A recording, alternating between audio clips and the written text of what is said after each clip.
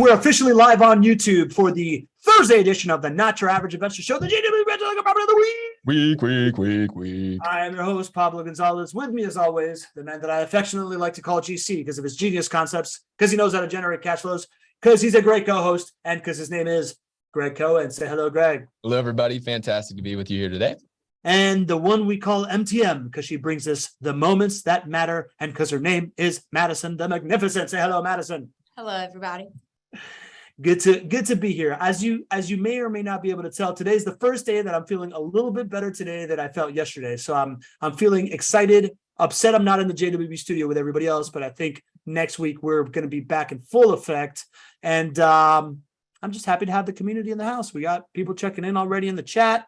And if you're watching us on the YouTube, we're live there. If you're watching us later, if you're listening on the podcast, we love it. We love spending time in your ear and in your eyes, but we love spending time with you in person chatting. So go to nyais.com, make a little bit of time on your Tuesday and Thursday schedules. One of these days, put it on the calendar, join us live, be part of the What GC. The roll call, baby. We got a live roll call today, but we're going to do it. We got Madison checking in the chat already saying, welcome to the Not Your Average Investor Show. We got Denny Davies checking in from Germany over here saying, Guten Tag, Danny. We got our leadoff batter, John Henning, saying good afternoon. We got Chris Consaga from the illustrious Hudson Valley of New York saying, great day, everyone. We got Leo Faraganan. Dun, dun, dun, dun. Faraganan. Dun, dun, dun, dun. Saying good morning all from the Bay Area, California. You guys will rock this show. That's right. We need a drummer, Leo. You're welcome here any day. We got the man that everybody knows as Noah Rantari saying hello, everyone. Greetings from California. And we got Marilyn Cotterman from Homosassa, Florida. That's the home of the manatees. Home of the manatees. I hope the manatees are doing well today in this fall day. We got our regular Rosalind Riley checking in from Murrieta. Good to have you back, Rosalind. And we are ready to kick this thing off, GC, with my favorite segment of the week. Madison shares good news. What do you got, Madison? Hello, everybody. So the good news I got today is probably some of my favorite news to share. And I don't think I've shared this type of news in a while. So one of my favorite things about working at JWB is how easy they make it for us teammates to give back to the community. And not only do they make it easy for us to give back to the community, but they also make it easy for you as clients to give back to the community. And one way they do this is giving you the option to contribute to JWB Cares when you put a house under contract.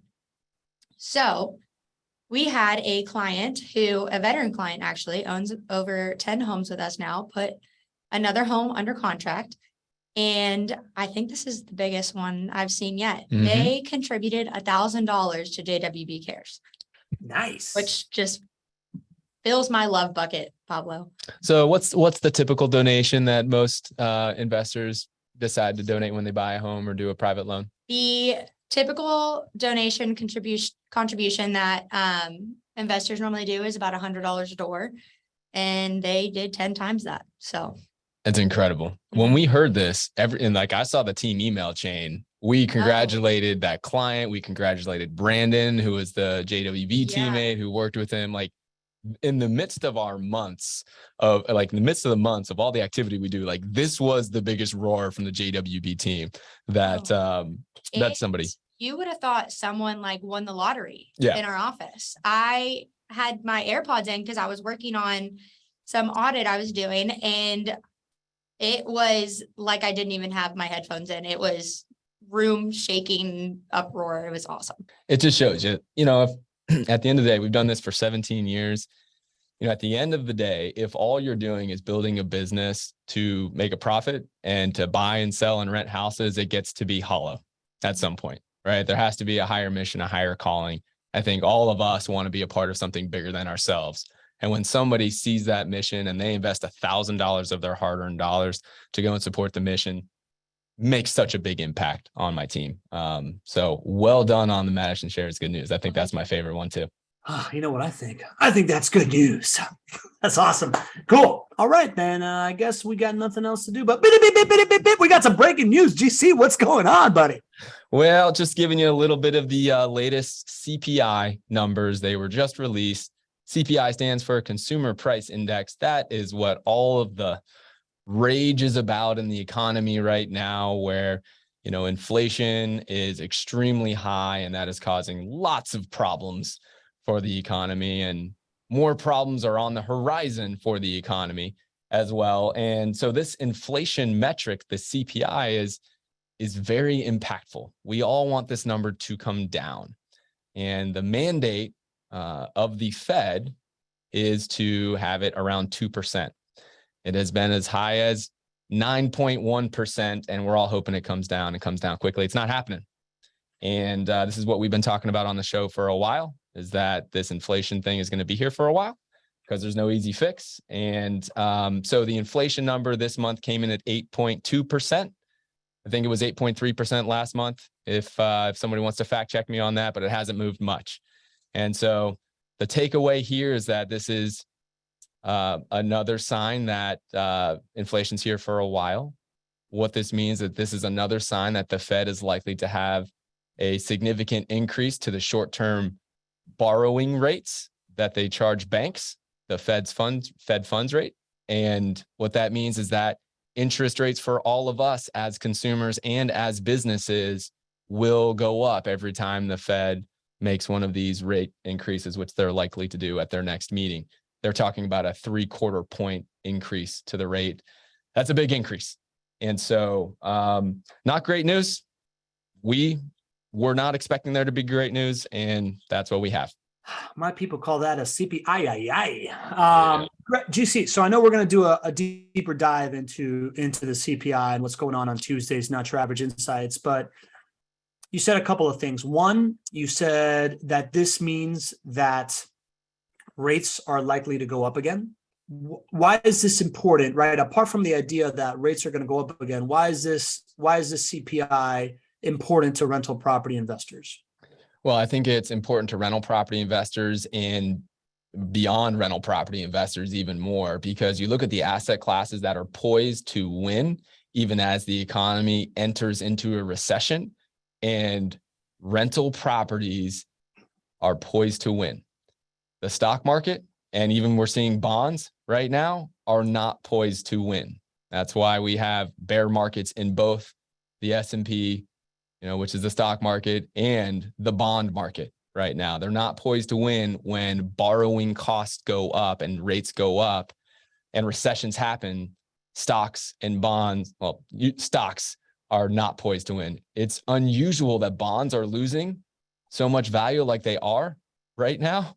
So there's just really not many places for other investors to hide. So, our asset class is poised to win. I think that's what that highlights, is you should be looking at your dollars that are in other asset classes and looking at ways to preserve your capital.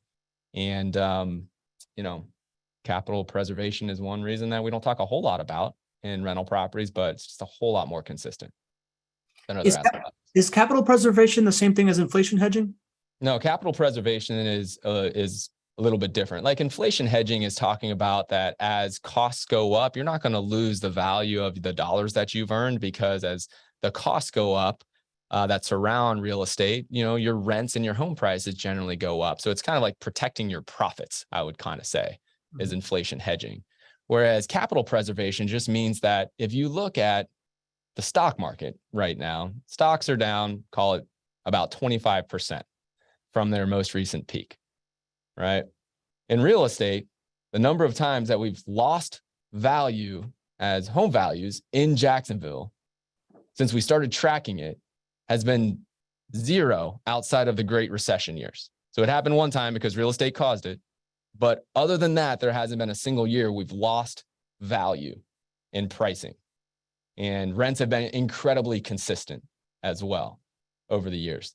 And so rent staying consistent and going up, home prices staying consistent and going up, means that you are preserving your value of your investment. You're preserving your dollars. And then in addition to that, your profits are protected as well because of inflation hedging. Got it. So if I was to kind of explain that in layman's terms, I don't know if it's layman or layman, I would say that capital preservation is kind of like keeping your net worth what it is, and inflation hedging is holding on to your spending power. Yeah, I like that. Okay. Yeah, I like that. Easy peasy. All right, sounds good, man. Well, I'm sure we're gonna dive into the CPI Dios Mio on Tuesday at the Not Your Average Insights. I think for right now, what we do is we give the people what they want, which is the POT does. But first, we got some more breaking news, GC. What do we need to know before we put on this POT dubs on the screen? I've been super excited about this property of the week because we're about to go and look at the property in just a second. I'm super excited about that. But this is an opportunity for us to rally around a key concept that is important. It's different about what we preach here in our not your average investor community than in other places where you can buy rental properties, and definitely different than other places where you get investing advice. But, you know, we talk a lot about cash flow here, but we talk about it differently. And we talk about how you're not buying properties, you're not buying single family rental properties, no matter where you are in the country. You're not buying those rental properties so that today the cash flows are going to change your life. Like it's a nice thing to have positive cash flow, but it's not going to change your life no matter where you buy. So you're not buying for cash flow today to change your life. But the power of this asset class is that in 10 years, in 20 years, especially when you need it in those years where you might not be earning as much active income, that's where the cash flow can change your life. And so over the last week or two, I started to sit down and just think about this as to how we reflect the decision to actually buy one of our rental properties on our property evaluation. And it just kind of hit me like a ton of bricks. And so I went to my team and I started to talk about this with them. I'm like, guys, you know, we preach that it's not cash flow today, it's cash flow tomorrow. That's one reason why you're going to invest in rental properties. But if you look at our evaluations, we measure the cash flow today. And I'm like, why are we doing that? And so I just sat down with my team. We just had a really good discussion about it. And I'm like, you know, I just don't feel like we are helping people make the right decision. We're telling them to focus on the wrong thing if we're talking about cash flow today. And so it's a cash flow when you need it. So the big change here, and we'll be able to kind of see the effect of this, is that if you look at a JWB evaluation, we're not going to talk about cash flow today. We're going to talk about cash flow tomorrow on our evaluations. And so, as you know, we produce a 10-year internal rate of return calculation for you. So there's a 10-year schedule of a hold period on our evaluations. You know, our advice is to hold for a full market cycle, which is between 10 to 20 years. We put 10 years here because that's as much as going to fit on the evaluation. It's a whole lot of numbers. So, but with that 10-year schedule, we have the opportunity to project out future cash flows. And so what you all are going to see on evaluations, like the one we're going to look at today, and for all future evaluations here, is we're going to project what your average cash flow will be over a 10-year hold. And I think this is just foundational, how we think about this asset differently than others, how we sell this asset differently than others. And I hope you all are really excited about it because I think it's going to shine a light on the power of cash flow tomorrow, which is one of the reasons why you're investing here. We're ready for the POT dubs? We are ready for the POT dubs, actually. All right. Well, we're going to go now magically whisk ourselves away here to 3007 Dwayne Avenue, Jacksonville, Florida, 32218. It's got a purchase price of $225,000, a monthly rent of $1,488. It's a 3-bedroom, 2-bathroom home, 1,217 square feet, about to be done in construction, available for leasing, annual appreciation rate in Jacksonville here of 4.6%. And of course, the thing that we as investors are buying, an estimated ROI of 12.9%. GC, what do you love about this property? Thought you'd never ask, brother. Well, we're going to start off with that return on investment. I'm going to shine a light on this every opportunity I get because the amount of assets out there where you can make an investment and reduce risk, make sure that it's risk mitigated, that you're not speculating, that you're not just throwing a dart, you're not gambling. The amount of investments right now where you can make an investment and earn more than CPI and have it be risk mitigated is very small out there. When I look at this asset, look at that 12.9% return. That's saying your money is going to earn 12.9% on itself year after year after year after year. following assumptions that are based on historical averages. And we know that history repeats itself in real estate. And so the simple fact that you have an opportunity to earn to earn a return on investment, 12.9%, that's much bigger than CPI, and not have to take outsized risks and not have to be active about it, that's a win. We need to keep driving this home for our friends and our family and investors out there. You should be searching for assets that are earning more than CPI and that you don't have to take outsized risks for. And that's one of the things I love about our assets. With that being said, there's another thing that, Pablo, I bet you were probably going to bring up if I didn't, but look at that purchase price there, brother. I was going to bring that up, GC. You know, it's that $225,000 used to be an expensive property for us, but now that's much lower. You know, it's generally lower than the stuff that we've been showing. Yeah. When's the last time you can remember a $225,000 new construction property? That's true. It's new construction. I didn't even think about that, right? I just bought, my last property was a $225,000 remodeled property. Exactly. I don't think we've had a lower priced new construction property on the show for property of the week. And that's because it's pretty rare. But this is one that is available right now. And so for those clients that are a little bit tighter on the budget side, and you know, you're looking for a really high return on investment. Let's say that you're focusing on new construction, even though I tell you to pay attention to both. Well, let's just say you have it in your mind that you're like, I want new construction, and budget might be a little bit tighter for you, and you want to get into a lower price one. Or let's say that you have, you know, a few $100,000 that you're moving over from the stock market into this asset class, and you want to buy, you know, multiple properties to get that built-in diversification of your portfolio, and getting a lower price new construction asset is important for that. This might be your property. This is definitely one to take advantage of. Very nice, man. I also recognize this kind of, this floor plan we see often, right? This is like the kind of, it looks like a townhome, but it's a standalone home by itself there. Mm-hmm. Yeah. So for these properties, these ones where you see them go vertical, 2 stories, and you have a 1-car garage, you're always going to see a smaller lot, right? And this is what we look for, opportunities to build these new construction homes in, you know, workforce housing type neighborhoods. And the lot sizes that we have in a lot of our areas are smaller. And so in order to make this work, we need to figure out ways to go vertical with the house and still have the amenities and the number of bedrooms, bathrooms that we need to produce the best risk-adjusted return. So you're going to see these are skinnier floor plans, right? Because you don't have as much lot width, and you know, that's why you'll see a lot of similarities. This picture is actually of a similar floor plan that is, so the house that you'd be purchasing here is 1,217 square feet. And it's 2 stories and it has 1 garage. So it looks very similar to that. And it'll be finished up here pretty soon.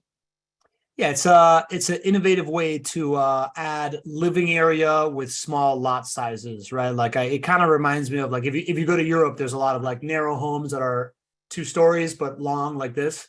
You see a lot of this type of stuff. And so something else to point out, you know, I may say, oh, this is a small lot, and then this is a narrow floor plan. And people might say, oh, geez, well, is a big lot important? The vast majority of our lots that we have sold homes on are small, right? But you look at our return on investment, and JWB clients have earned 79% more home price appreciation than your typical Jacksonville investor since 2013. So does lot size matter for you when you're making a decision on a turnkey rental property? Should be really low on the priority list. Shouldn't even hit the radar, right? And then we also talk about the fact that this is a low price new construction home. Well, the biggest determinant of a low price new construction home is how big is the home. If you have smaller lots, narrow floor plans, you have smaller properties, you're going to have lower purchase price. So it's, you know, I think people who might not be maybe as experienced in this asset class, if you're thinking more of like a homeowner mentality, you're like, well, geez, well, I don't want to buy a home that's on a smaller lot or smaller floor plan or a narrow floor plan. But none of that stuff really matters if you're here to earn the best risk-adjusted return on investment, because this living situation is going to be better than the alternatives for your resident out there. And then for you, you get to sit back and enjoy the benefits of all 5 profit centers and knowing that JWB is leading this investment for you over the long haul. Yeah, and you're in good company with Ken and Denny, who in the chat are saying they've got homes that look just like this, right? Oh, cool. You guys do a lot of these. We do. I think we got a little bit of breaking news on something else on this thing. I see that it's, if you go to jwbinventory.com and you download the sheet, you see that this thing is on Septic, and there's an update for that, right, GC? Yeah. So here is some news for all of you regarding our Septic warranty program. And listen, this is something we probably rolled out about 2 years ago. And the thought process here was we looked at it and we said, all right, we know that septic warranty costs can be a big cost for our clients. And we said, I wonder if it would make sense for clients to pay a warranty to a vendor, a septic warranty vendor, and reduce the amount, reduce their cash flow. But would it be worth it to save expenses in the long run? That would have been septic warranty expenses. And our thesis was that it was going to be pretty close. And if we did that, then it would be a smart return on investment for our clients. And that obviously it would mitigate against big expenditures. And so, but with that thesis in mind, we're not just going to think about it and then just not analyze it. We're going to constantly challenge ourselves to think, is that the best use of your capital? Well, over the last 2 years, what's happened to rent rates, Pablo? They've gone up. They've gone up consistently. So those residents who 2 years ago agreed to pay $50 a month towards this warranty program, now their rent increase of $50 is completely justified. And for us, that started to change our thinking. We're like, listen, instead of just us having our residents basically cover this warranty for our people, now this is really taking rental dollars away from the owner. And if we started to think about that, we're like, well, let's go back and do some more data to see what was the actual maintenance cost per property for septic expenses over the past couple of years. And what we found was that our clients can earn a lot more from earning that $600 each year in additional cash flow than the expenses that are coming from the septic warranty expenses. And this changed our thinking. And so this has been in the works over the past month or two. We sat down and we said, listen, we don't think that this septic warranty program is working out like we thought, because we don't see septic expenses being high enough to justify keeping that $600 in cash flow from our clients. And so we made that move, and the $600 of additional cash flow is now going to every client. So you get a $600 cash flow bump that is over and above what you expected on your property valuations. So that's a big win. And we do not have the septic warranty program going forward as well. And so, this is the value of course, being data-driven and taking a look at what actual expenses are and, constantly checking that out. So I think there's some wins here as far as, return on investment. It's definitely justified. If I have to play it from both sides, though, on the downside there, that inherent protection that you have from a big septic warranty expense, you don't have that anymore. So this is not just a win across the board in every shape, all shapes and sizes. But I think when you look at the amount of data that we have and we look at what those costs were, this is a good bet to make that you're going to earn more in positive cash flow coming over the years than the cost that you would have coming from the septic warranty program. So there we go. GC, as you know, man, I'm fascinated by the data flywheel that JWB has, and Tara, the keeper of the data flywheel, is a watcher of the show. And I always wonder, when you make decisions like this, right? Like you say, you go back and look at the data. Do you all have data analysts? What does that look like? I mean, what is going back and looking at this data and making this decision kind of look like as a process internally? Yeah, it starts with a question. It started with looking at rent rates that have risen so much, and then understanding that our residents, can handle the thought process of paying $50 or more in rent, which unlocked a new opportunity for us. And then it's another question. And as far as the data analysis, I think that's just a shared component of the leadership of our team. We all have that data nerd gene in us. And so when we start to ask that question, really, this is a big credit to Melissa Gillespie, who's our director on the property management side.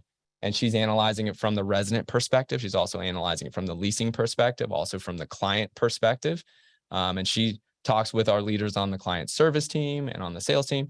And then we go back and we do the data. And so we worked a lot with the city of Jacksonville to understand exactly which properties we manage are on septic versus which ones are on sewer. And once we had that, which that's a process in itself.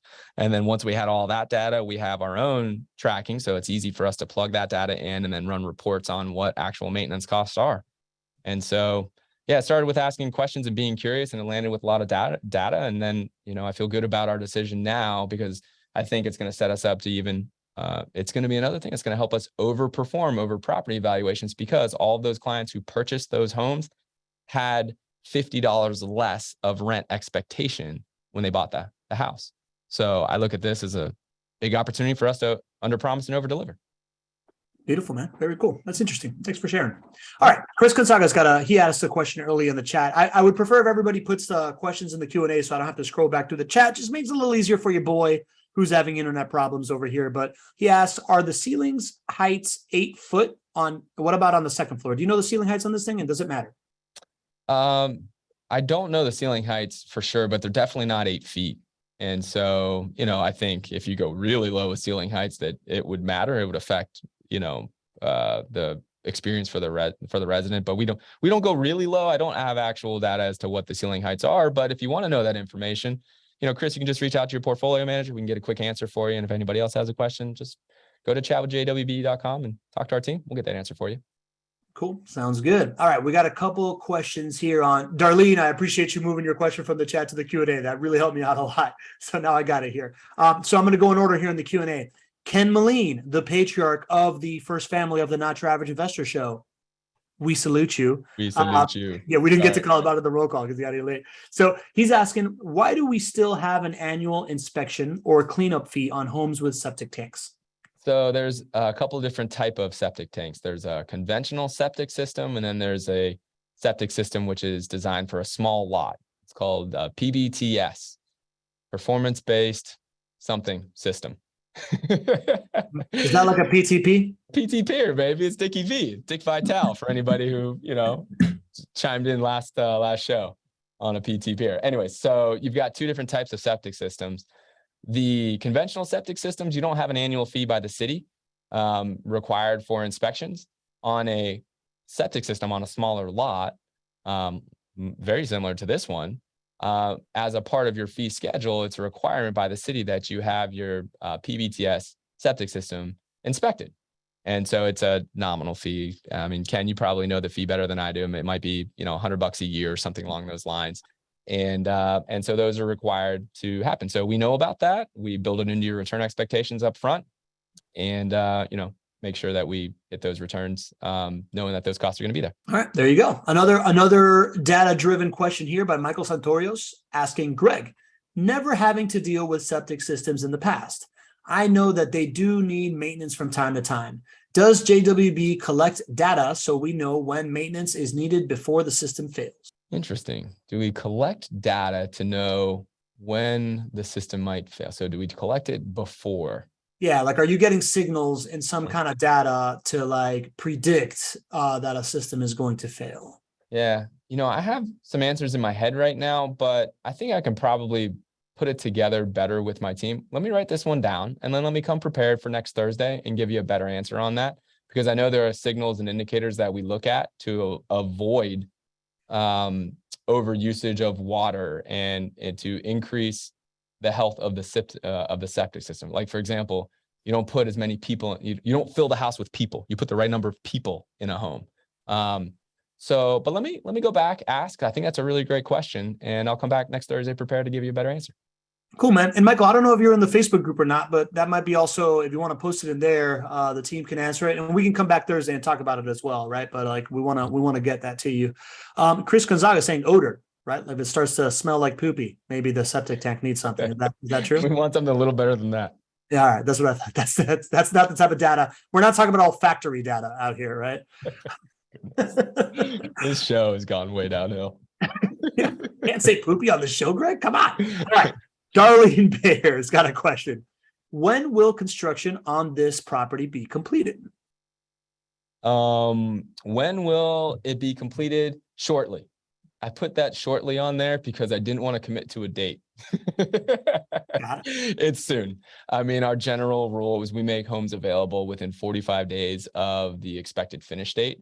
So the expected finish date is definitely, sooner than 45 days out. So, I'm just a little hesitant to give you deadlines on new construction because everybody in the building industry right now is having a hard time hitting deadlines. But it will be soon. The big thing here is the reason why we advertise it when we do is because if you were to put this home under contract right now, there is a really high probability that you will not be ready to close the loan as quickly as this home will be done.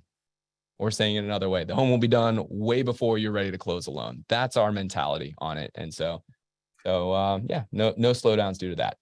Is that another way of saying that you're going to have a tenant in the home by like month one of the mortgage payment? Is that also kind of something that you're thinking? Yeah, I mean, that's the mentality. Either by the time that you have it under contract, you either have a resident that's, by the time that you close on the home, you have a resident who has already put a deposit down to lease the home out is the general expectation, or a resident has already moved in. It's very, very infrequent that somebody would move into the home and not be collecting rent, or at least not have a deposit on the home. So that's the expectation, anybody, especially for a newer client, that's the expectation you should have. This would be cash flow positive day one or very soon thereafter. Got it. All right, GC, is this home available? This home is available. Okay, there you go. You can hop in on it right now. Gregg, when I talk to folks about rental property investing, and I'm like talking about these like ROIs versus, this idea that you can get 12.9% on an asset, passive, long-term, versus the stock market where everybody's just like, yeah, I'm just happy to just put it in there and get like 8%, 9%. I always get people, the pushback I often hear is like, yeah, but can you really trust that number, right? Like, can you really, isn't it like, I'm going to get taxed over here, or there's going to be like an unforeseen expense over there? What do you say to that, man? What do you say to the idea that you can trust this like 12.9% number? How would I answer that? Well, I go back to, what do you trust? Like, in order for people to put money in something, they have to have some element of trust that it's going to perform. So let's go back to what you trust. Okay. So let's talk about the stock market, because that's easy. Most people invest in the stock market if they have investable capital. What do you think people trust in the stock market, Pablo? They trust that over the long term, there is a mega trend that will hold true in a big picture. Yeah. They're like, listen, if I'm in long enough, I'm going to make money in the stock market. They believe that no matter what happens, even today, as the stock market is down 25%, people are holding on to their money in the stock market. And if you didn't believe that the stock market eventually was going to recover, why would you be holding on? Because there's more pain to happen. So people give their trust in the stock market that stock price appreciation is going to happen over the long haul, because they know that it's a cycle. Things happen. There's ups, there's downs, but generally you earn more money the longer you stay in the stock market. So my question would be, if they say, can I really trust these numbers in real estate? I would say, why do you give your trust to the stock market being cyclical, and that that stock prices go up over time? Why do you give your trust to the stock market, but you don't give your trust to the real estate market? That's where I would start, because in stocks, you only have one profit center generally. In real estate, you have 5. So if you can just, help people understand that you trust that something is cyclical, you've already put your money into it. And real estate is cyclical as well, except it's just a lot more consistent. If you look at it, then you generally get people to open their eyes and say like, listen, wow, the home values will go up if I hold on long enough. And then you've got these 4 other profit centers that just blow the stock market out of the water, in my opinion. So I think it's just going back to an element that people assign a lot of trust in, and questioning why they don't assign that same trust for another asset class that has even better metrics and measurables to prove that it is consistent. Yeah, but to be fair, if I'm investing in like an index fund in a stock market, it's like diversified across a whole bunch of things. So it like lends itself to trends. Whereas like this, it's like I'm investing in this house, right? So let's say I believe in real estate, the asset class, the trendy. how can I really believe that this thing has like a 12.9%, this house? How can you really believe that this asset, this house has a 12.9%? Well, I think you just drill down into the numbers and see, how did we get to those numbers? And I don't think investors do that enough, but if you drill down into each one of these numbers, it's either based on historical data from JWB, which is, 17 years of data and 2,800 homes sold and 4,800 homes under management.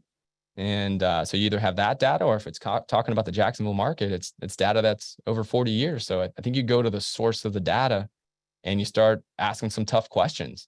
And, if you break down how you get to 12.9%, profit center by profit center, I think that's how people will start to get some trust. I don't know. What do you think?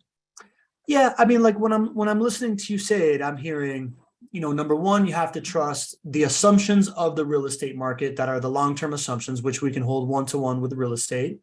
And then the ability for JWB to operate is the other side of it, right? And the Jacksonville market, right? So like I'm hearing, if I can believe in like the macro stuff of real estate in comparison to the Jacksonville market, in comparison to the stock market, then I can believe in that side of it, right?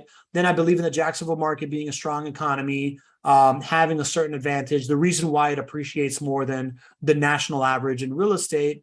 And then I would go back to this idea that, JWB is a company that's been around for 16 years. They have a robust data flywheel. This is one data point out of like 2,700 data points. They have a certain scale that they operate at that is unlike most real estate experiences. And now you are more like investing in a Fortune 500 blue chip stock than you are investing in a house, kind of thing is kind of what I hear. Yeah, I think, I'm trying to take JWB out of the equation in my answer. And I think you're throwing JWB in the equation. I appreciate that. You're right. I mean, at the end of the day, the reason why people should invest in this property is not because of this metric or that metric. It's because JWB has created it for you.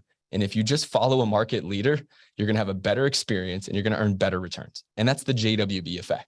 I mean, that's the reality of it. Yeah. It's like buying Disney stock over buying Peloton. Yeah. I remember when you liked Peloton back in the day. Yeah, but I sold it. I kept my profits and I bought a house out of it, man. If I wouldn't have done it, I would have been screwed. Exactly. That's awesome. Short-term investing versus long-term investing. There you go. Yeah. All right, got it. Cool, man. All right. So that was fun, man. I appreciate you indulging me there. Chris Gonzaga's got a question. He's saying, in Florida, are the septic systems regulated by the amount of bedrooms as far as they size capacity, 1,000 gallons versus 1,200 gallons? No, man, I don't know the answers to these questions, but I know who does. Our client service team, who talks to our construction team.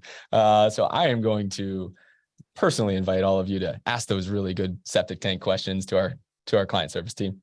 I would assume that's true, Chris. I would assume that it is based on occupancy, and occupancy is based on square foot. And you have to assume that, you're not going to stick 4 people in a 1-bedroom kind of like 600 square foot thing, right? Like, and, I would also assume that property management has pretty good eyes on the fact that they're not moving in 4 families aren't living in this house. It's probably a 1-family house, right? Yeah. Just generally speaking, I know that there are the requirements for like fair housing, right? But then there's a lot of ways that you can legally have a lot of people in a house that aren't big enough. It's not big enough to support it, and doesn't have the internal systems to support it, like septic. So you need to work with a property management company. And this is, going back to, I believe, Michael Santorios' question about how do we prevent future septic issues, or how do we have indications or metrics to prevent that? I know over the years, we have learned that if we just went by what was legal, it wouldn't be good enough to protect the health and the systems of the house, which could result in large maintenance costs. So you have to work with a property management company that gets it. Don't just abide by fair housing, and then some, to make sure that, you're limiting maintenance costs and vacancy cost over a, 10, 20-year hold, which this should be for investors out there to win. Cool. It's funny. So then he put in the chat, Disney stock is sucking these days, Pablo. Unfortunately, I feel that pain. I feel like that's an asset class thing, right? Like you can own the best stock in the world, and when the job reports comes out, it's gonna take a dive. Whereas like in real estate, that doesn't really happen as much. Yeah. I mean, what's doing well in the stock market right now? I mean, it's 25%, the S&P is down 25%. I think the Dow's in a bear market. NASDAQ is, I could be wrong on, I know 2 of the 3 are in bear market and bonds are in bear market. So, I don't know. I keep going back to that same thing. Like investors are stuck right now. Like, where are you going to put your money that has good short-term prospects? I don't know. Yeah, I agree. I think this is why, our community here in the chat, like, or you're listening on a podcast, forward this podcast to a friend, or like go text your buddy, nyais.com, to join us on one of these shows to ask these tough questions. Because I think, these are the moments that I think we really help other people that are kind of stuck in that mainstream mindset to really open up their aperture to either what is real estate versus the stock market, or what is rental property investing with a vertically integrated company versus typical rental property investing that people think about, right? Like, I think this is one of those moments, right? Just forward this to a friend. All right. So anonymous attendee from Marseille, France is asking, is the lower purchase price and rent due to the location of this house? This home is in one of our core neighborhoods. It's in the north side of Jacksonville. That's 32218. So this is a neighborhood that we have extensive experience in. This is, there is nothing about this purchase price that reflects that this is a lower quality neighborhood. Really, all of our properties are in the same types of neighborhoods. The difference between lower purchase price and higher purchase price is largely about size of house, with a little bit of variability for new construction, because new construction will attract a higher purchase price and a higher market value than renovations. But largely it's about size of house. So you look here and it's a 1,217 square foot home. Largely that's the biggest indicator of purchase price. And that's why this is going to be on the lower side for a new construction purchase price. There you go. All right. Leo Faraganan has Faraganan. Question. How is the real estate and rental market in Jacksonville as of this time as to compare to other major cities? In Las Vegas, my realtor said that property prices went down as much as around 15%. Yeah, I'm hearing this.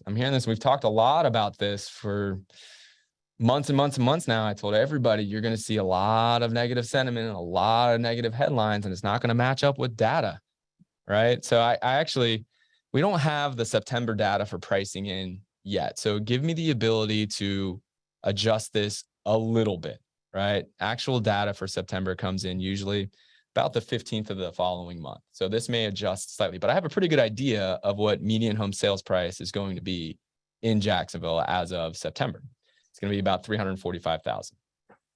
I actually did. So I started to put some numbers to this, and I'm like, all right, I know, and what I have been telling all of you is that due to seasonality, home prices go down from July to September, and they will continue to go down from July to December. It happens every single year.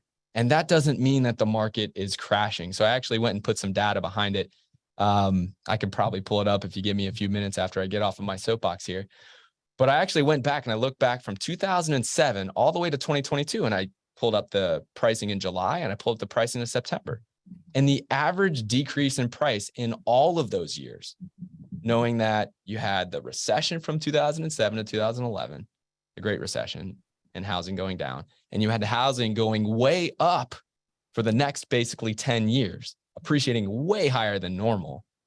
Always, always, always. There may have been one exception or two exceptions throughout those years, but you had a decline in home pricing from July to September, right? I'll get the data. Maybe I'll show it to you by the end of this call. I'll pull it up here.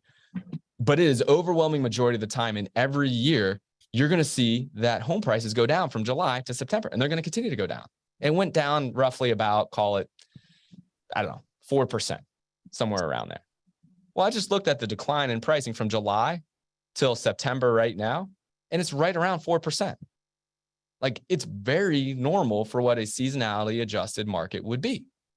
Now, what does this mean going forward? There's a lot of variables in the marketplace. And, I am monitoring, and my team is monitoring what we see coming up for next year as far as pricing. This is one of the most volatile times to peg a real estate market going forward. And I just want you to know that I'm committed to looking at the data and telling you what I think. We actually have just planned for our Jacksonville real estate market update to be on December 5th. And for all of our clients, we're going to have a special client only call on December 5th. And we're going to be sharing our thoughts on where the market's going. But right now, people are freaking out that home prices are declining. And it's just not happening on a seasonality adjusted basis. It may be happening in Las Vegas that way. It may be happening in California that way. There is no national real estate market. And so we need to look at actually what's happening in Jacksonville. And what's happening in Jacksonville for pricing is right in line with seasonality. And so there is no reason to jump off a cliff and say that this is crashing. No reason to write all these articles that it's crashing because it's just not showing up in the data. So did you see overruled? I'm not going to let you go to go dig up this data, but I think you just nailed the third speaking point for our Not Your Average Insights on Tuesday. So we're going to get into that on Tuesday, Not Your Average Insights. I'll let you bring your data, buddy. Love it. I'm going to go get my data for this fight. All right, here we go. Michael Santorios has a question. Greg, I noticed on these properties, you show ROI and IRR. Can you explain the difference and maybe who should be looking at which? Oh, I love this question, Michael. Great question. Yeah, this is so good. So, and this is really critical to all of you out there understanding how to make the right decision when it comes to investing in a rental property. Right. If you are going to count on home price appreciation, you need to be running a metric called IRR, internal rate of return, because internal rate of return takes into account variability and timing of cash flows. And when it comes to home price appreciation, that doesn't happen every year. It only happens when you sell, right? So if all you're doing is running a standard return on investment calculation, you're not doing it right if you're counting home price appreciation, because the return on investment calculation generally looks at a 1-year effect of the cash flows, right? When I say cash flows, I mean cash inputs. So cash input would be cash flow, tax savings, principal pay down, home price appreciation, right? So if you're counting on home price appreciation for your return on investment, you need to be looking at an IRR, because home price appreciation happens when you sell in 10 years. If you count it happening every single year, that is incorrect, unless you're thinking about buying it today and then selling it next year, or thinking about buying it today and then refinancing and getting some equity out and then refinancing it again the next year. And then the next year, it's incorrect. And I see this all day, every day when I look at other providers' evaluations, and it bothers me because this is how other providers wind up with return expectations of 20% or 25% or 30%. It's just not real. It's because they throw this home price appreciation number in happening every single year and they run a return on investment calculation. It's just incorrect. So you need to be looking at IRRs if you're going to count on home price appreciation. And that's what we do. And so that's why when I run our evaluations and I just simply plug in another provider's numbers, right? They may say that they have hundreds of dollars in cash flow and a 30% return on investment. I'd literally just take their numbers and I plug it into our evaluation. And a lot of times it's negative cash flow and like a 6% return on investment. IRR, sorry, man, I wish I didn't screw that one up, right? 6% IRR. Whereas you look at our evaluations and people will say, listen, hey, it's not enough cash flow. Why would I accept 12% when I can earn 25%? It's just not real out there. So I hope everybody is looking at IRR. Just keep this in mind. Let's keep it simple. If you're counting on home price appreciation, it should be a real IRR. There you go. Got it. So if you're counting on home price appreciation, it should have a date of sale factored into the return, which is the internal rate of return, which is IRR. Yeah. Yep. And an IRR just simply is you take all these cash flows that are kind of going up and down or whatever. And then at the end, you get this big bump from you selling the property, you get this big cash input. And all it does is it looks at the average of your return on investment that you would have had to earn each and every year to equate for that. So it allows for you to have different timing of cash flows. And then you're like, okay, cool. My money had to perform at 12.9% every year to smoothly hit what actually happened for my cash flows. That's really what IRR allows you to do. Makes sense to me, buddy. Great explanation and a great question. Really appreciate that one. Our community is the best, man. And I think that's game time. This has been a good one. Great property of the week. Week. Like we said, Tuesday, we're going into the Not Your Average Insights, which we love doing. We're going to be talking about JP Morgan CEO talking about an economy meltdown. We're talking about the CPI, and we're going to be talking about this home price falling data and what you can believe. Send this podcast to a friend. Invite him to the show. I think Tuesday is going to be awesome, right? Like text somebody, nyais.com. Tell them to come on Tuesday. I think we're going to have a really, really good discussion about exactly what's going on in the market on Tuesday with Gregg's usual insights and my usual voices and weird faces. So I just want to thank the community that's been here, right? Like we started off kind of like 12 people, and it steadily rose to almost 40 throughout this. The idea that you take an hour out of your day on a Thursday to join in, whether you come in late or early or anything. I think who's our early bird? It's from Columbus. Yeah, what? Oh, you're talking about oh goodness. I'm blanking out. Columbus, Ohio.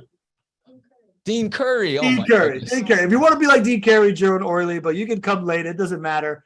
We love having you here and spending time with you. And this is just the best. So I appreciate y'all coming. GC, I'll give you some words here. Yeah, you guys just, make this so fun for Pablo and I. I mean, I'm thankful that I just get to be here and just talk about what I love to talk about. And that you guys find enough value that you take the time out of your day. And then you get here and you just have these awesome conversations. I feel a little like, Pablo and I get to have a chat here, but like, I don't get to be a part of the chat like you guys do. It's the half the values for the content of the show, but half the value is the community, and you guys make this special. So thank you guys for taking time each and every day. Can't wait for Tuesday. It's going to be awesome. Can't wait for Tuesday. I'm going to be in studio. I'm calling it. And from now on, if you don't want the CPI to get you, you just can't be average. See you on Tuesday.